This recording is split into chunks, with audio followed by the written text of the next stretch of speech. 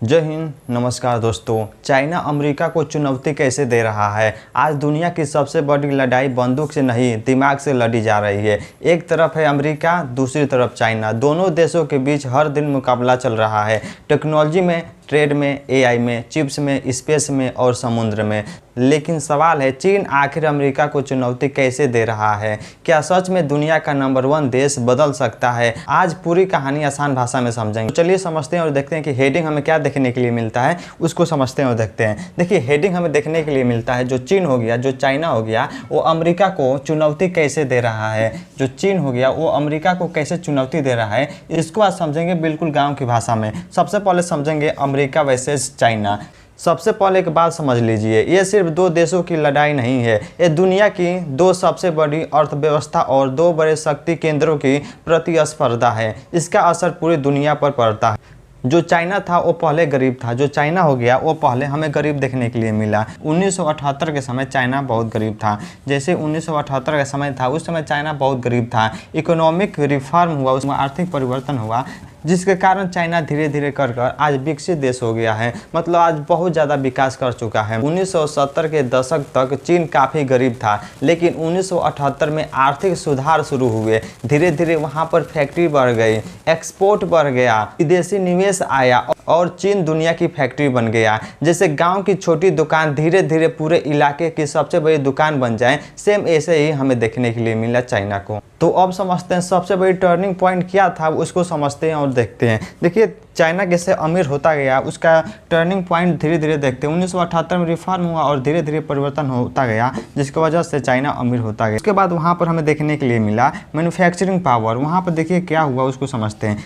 वहाँ पर फैक्ट्री बहुत ज़्यादा लग गई। उसके बाद क्या हुआ, एक्सपोर्ट, मतलब अपना सामान विदेशों में, मतलब दूसरे देशों में चाइना क्या करने लगा, बेचने लगा। मतलब फैक्ट्री वहाँ पर बहुत ज़्यादा लग गई और एक्सपोर्ट, मतलब अपना सामान जो बनाता था वो दूसरे देश में बेचने लगा। तो देखिए हुआ क्या, वहाँ पर आज दुनिया के सारे सामान, mobile, TV, electronics, toy, machine चीन में बनते हैं। यही मैन्युफैक्चरिंग पावर है, यही चाइना का मैन्युफैक्चरिंग पावर है। उसके बाद क्या वहाँ पर परिवर्तन हुआ, इकोनॉमिक परिवर्तन हुआ। वहाँ का जो जीडीपी था, वहाँ का ट्रेड, जो व्यापार था, वो धीरे धीरे विकास करता गया और जो चाइना हो गया वो धीरे धीरे अमेरिका को टक्कर देता गया। उसके बाद देखिए क्या हुआ, वहाँ पर इकोनॉमिक, मतलब आर्थिक कुछ परिवर्तन हुआ। चीन की अर्थव्यवस्था बहुत तेजी से बढ़ने लगी। जो चीन था उसकी अर्थव्यवस्था बहुत तेजी से बढ़ने लगी। दुनिया के लगभग हर बड़े देश के साथ उसका व्यापार शुरू हो गया। यानी जितना ज़्यादा व्यापार उतना ज़्यादा पैसा और उतना ज़्यादा प्रभाव। तो चलिए अब आगे समझते हैं। तो चलिए अब समझते हैं चाइना का इंफ्रास्ट्रक्चर हमें कैसा देखने के लिए मिलता है, उसको समझते हैं और देखते हैं। देखिए चाइना का इंफ्रास्ट्रक्चर कैसा है, उसको समझते हैं। वहाँ पर रोड बहुत ज़्यादा है, रोड बहुत बेहतरीन तरीके से बनाया गया है। जो पोर्ट हो गया, बंदरगाह हो गया, वो भी बहुत अच्छे तरीके से बनाया गया है। और जो रेलवे हो गया, जो रेल की लाइन हो गया या जो रेलवे हो गया, वहाँ की व्यवस्था बहुत बेहतरीन तरीकों से बना हुआ है, जो हमें देखने के लिए मिलता है। चीन ने हजारों किलोमीटर सड़कें बनाई है, तेज रेल बनाई है, बड़े बंदरगाह बनाए हैं, औद्योगिक शहर बनाए। इससे सामान जल्दी बनता है और जल्दी दुकान तक पहुंचता है। तो चलिए अब आगे समझते हैं टेक्नोलॉजी रेस हमें क्या देखने के लिए मिलता है। चाइना का जो टेक्नोलॉजी रेस हो गया, उसको क्या हमें देखने के लिए मिलता है, उसको समझते हैं और देखते हैं। देखिए वहाँ पर चाइना में एआई बहुत बेहतरीन तरीके से काम करता है। जो आर्टिफिशियल इंटेलिजेंस हो गया वो बहुत बेहतरीन तरीके से काम करता है।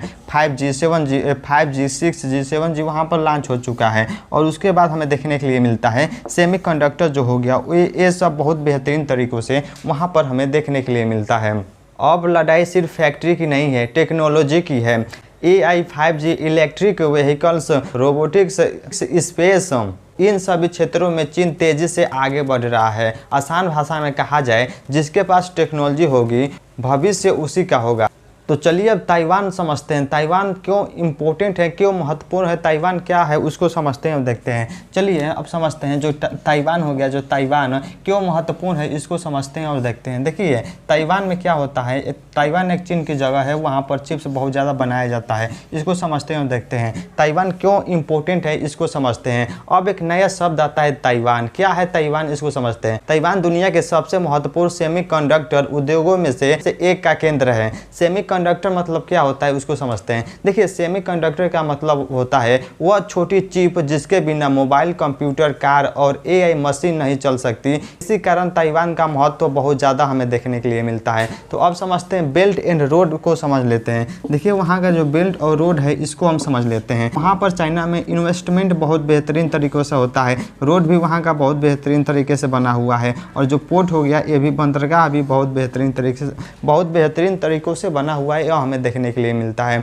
चीन ने कई देशों में रोड, रेलवे, पोर्ट जैसी परियोजनाओं में निवेश किया है। इसी पल को बेल्ट एंड रोड इनिशिएटिव कहा जाता है। इसका उद्देश्य व्यापार और संपर्क बढ़ाना है। हालांकि इसको लेकर अलग अलग देशों और विशेषज्ञों की अलग अलग राय भी है। अब समझते हैं अमेरिका क्यों चिंतित है इसको लेकर, उसको समझते हैं और देखते हैं। जो अमेरिका हो गया वह क्यों चिंतित है इसको लेकर, उसको समझते हैं कि इसलिए चिंतित है क्योंकि वहाँ पर कंपटीशन बहुत ज़्यादा अमेरिका से हो जाएगा और चाइना के बीच में। जो टेक्नोलॉजी हो गई दोनों की बेहतरीन तरीके से हो जाएगी, और जो ट्रेड हो गया, व्यापार हो गया, ये भी जब अलग अलग देश करने लगेंगे तो दोनों देशों को फायदा होने लगेगा। मतलब चीन को फायदा होने लगेगा, जिसकी वजह से अमेरिका बहुत ज़्यादा चिंतित हो गया है। अमेरिका मानता है अगर चीन टेक्नोलॉजी और व्यापार में बहुत आगे निकल गया तो दुनिया का शक्ति संतुलन बदल सकता है। इसीलिए दोनों देशों के बीच व्यापार, टेक्नोलॉजी और सुरक्षा से जुड़ी कई मुद्दों पर प्रतिस्पर्धा चलती रहती। याद रखिए, आज की दुनिया की सबसे बड़ी लड़ाई सिर्फ बंदूक से नहीं, टेक्नोलॉजी,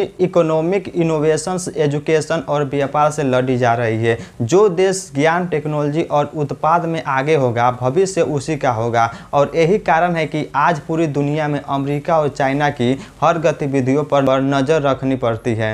अगर आप लोग को चाइना अमेरिका को कैसे टक्कर दे रहा है समझ में आया तो कमेंट कर जरूर बताएं। जय हिंद, नमस्कार।